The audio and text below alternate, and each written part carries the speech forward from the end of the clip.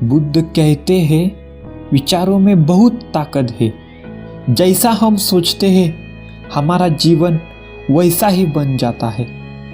एक छोटी सी कहानी के द्वारा हम बुद्ध के इस कथन को समझते हैं। एक बार बुद्ध और उनके शिष्य शांत भाव से मंद मंद पग रखते हुए चल रहे थे।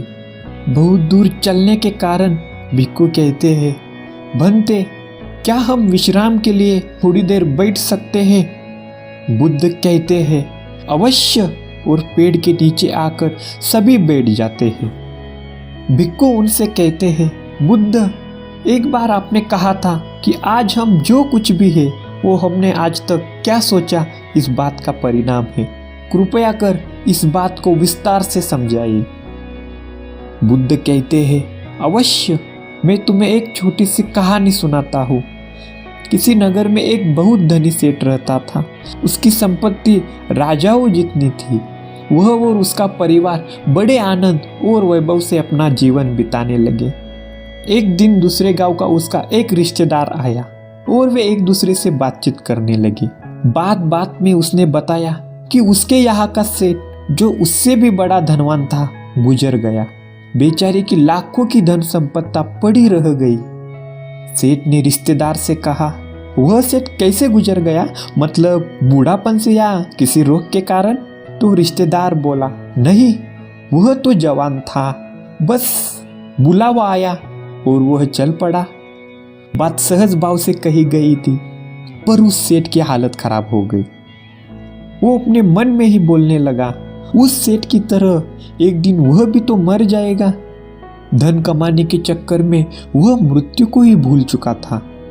उस क्षण से उसे बार बार मौत की याद सताने लगी। सोते खाते पीते वह सिर्फ यह सोचने लगा कि मौत आएगी, उसे ले जाएगी, मौत आएगी और उसे ले जाएगी। धन दौलत घर बार सब कुछ यही छूट जाएगा। चिंता इतनी बढ़ गई कि अब वह जीते जी मर गया था।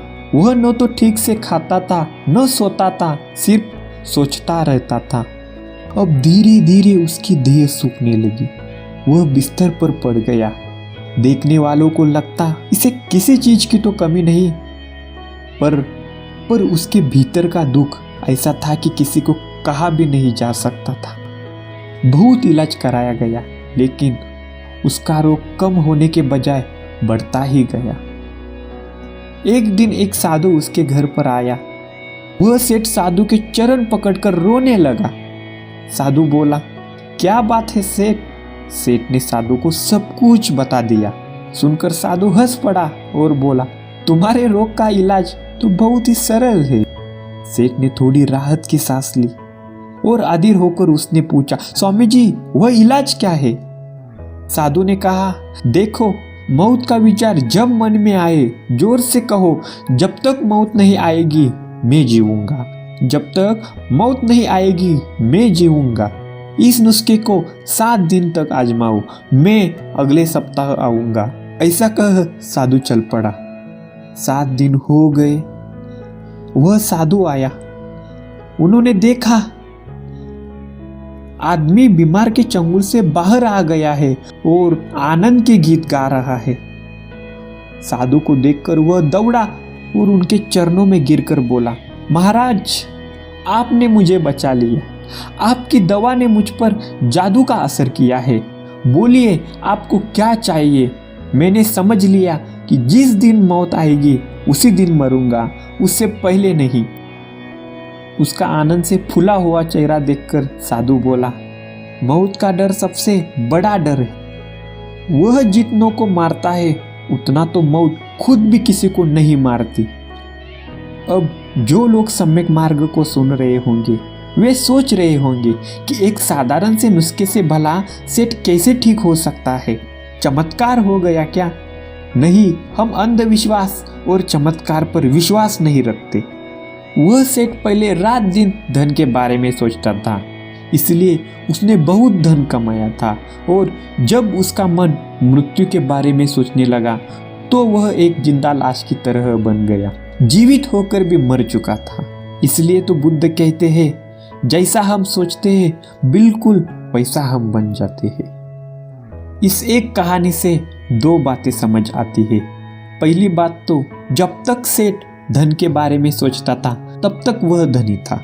अगर आप भी सक्सेसफुल होना चाहते हैं तो इस कहानी से कुछ सीख सकते हैं। और दूसरी बात, जब सेठ ने मृत्यु यानी नकारात्मक बात सोची उसका पतन हो गया।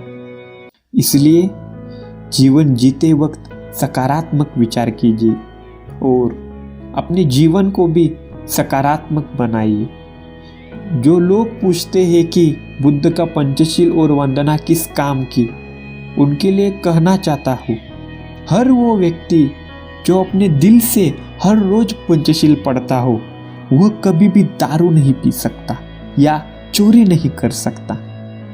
अगर आप पहली बार हमारे चैनल पर आए हैं तो इस चैनल को सब्सक्राइब करिए ताकि ऐसी मोटिवेशनल और नॉलेज की बातें आपके पास पहुंचे। वीडियो देखने के लिए आपका बहुत बहुत धन्यवाद। आप सबका बहुत मंगल हो।